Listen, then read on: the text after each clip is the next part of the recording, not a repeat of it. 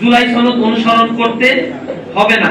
কিন্তু এই যুক্তি কেবলই একটি দুর্বল যুক্তি নয়, এটি সাংবিধানিকভাবে অসঙ্গতিপূর্ণ, যৌক্তিকভাবে স্ববিরোধী এবং গণতান্ত্রিক নীতির সুস্পষ্ট পরিপন্থী।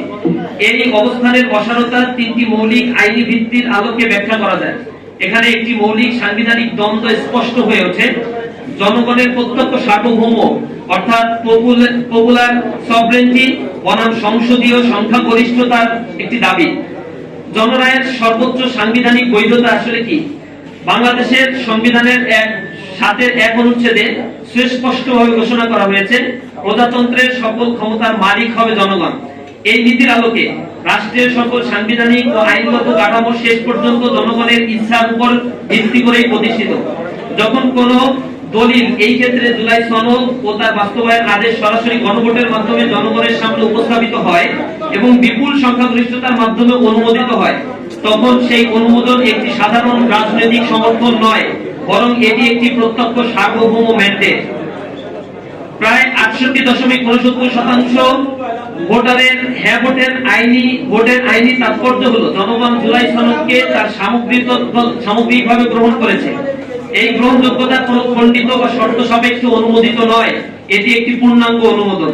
ফলে পরবর্তীতে কোন রাজনৈতিক দল বা সংসদীয় সংখ্যাগরিষ্ঠতা এই ম্যান্ডেটকে পুনর্ব্যাখ্যা বা সীমিত করার ক্ষমতা রাখে না।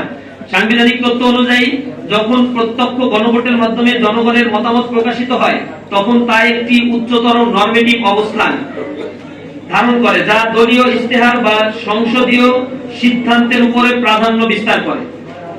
প্রিয় সাংবাদিক বন্ধুগণ, নোট অফ ডিসেন্টের একটি আইনি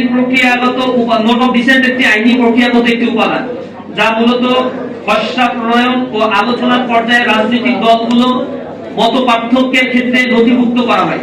এটি কোনো চূড়ান্ত বা বাধ্যবাধকতামূলক আইনি অবস্থান নয়।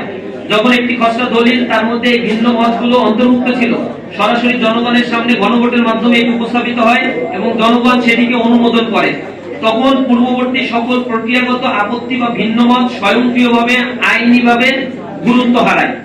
অর্থাৎ এই গণভোটকে কেবল একটি জনমত যাচাই প্রক্রিয়া হিসেবে দেখা যাবে না, বরং এটি একটি পূর্ণাঙ্গ রেটিফিকেশন প্রসেস, যার মাধ্যমে জনগণ খসড়া সনদকে চূড়ান্ত বাধ্যতামূলক রূপ প্রদান করেছে। এই সিদ্ধান্তের ফলে পূর্ববর্তী নোট অফ ডিসেন্ট গুলো কার্যত তামাদি হয়ে যায়। এই প্রেক্ষাপটে এই ধরনের গণভোট উদ্বুদ্ধ ম্যান্ডেটকে একটি নন ডিরোগেবল ম্যান্ডেট হিসেবে বিবেচনা করা যায়, যা কোন রাজনৈতিক বা আইন প্রণয়নকারী কর্তৃপক্ষ দ্বারা হ্রাস বা পরিবর্তনযোগ্য নয়। অতএব কোন রাজনৈতিক দল পরবর্তীতে নোট অফ ডিসেন্টের দোহাই দিয়ে গণভোটের অনুমোদিত একটি দলিলকে খণ্ডিতভাবে বাস্তবায়ন করতে চাইলে তা সরাসরি জনগণের ম্যান্ডেটের বিরোধিতা হিসেবে বিবেচিত হবে।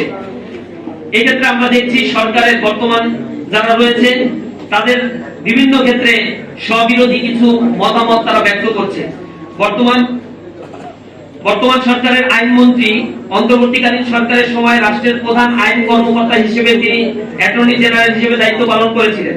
সেই সময় তিনি জাতীয় ঐকমত্য প্রক্রিয়ার অংশ হিসেবে জুলাই সনদ বাস্তবায়ন আদেশ জারি এবং সেই আদেশের উপরে গণভোট আয়োজনের পক্ষে আইনি পরামর্শ প্রদান করেছিলেন।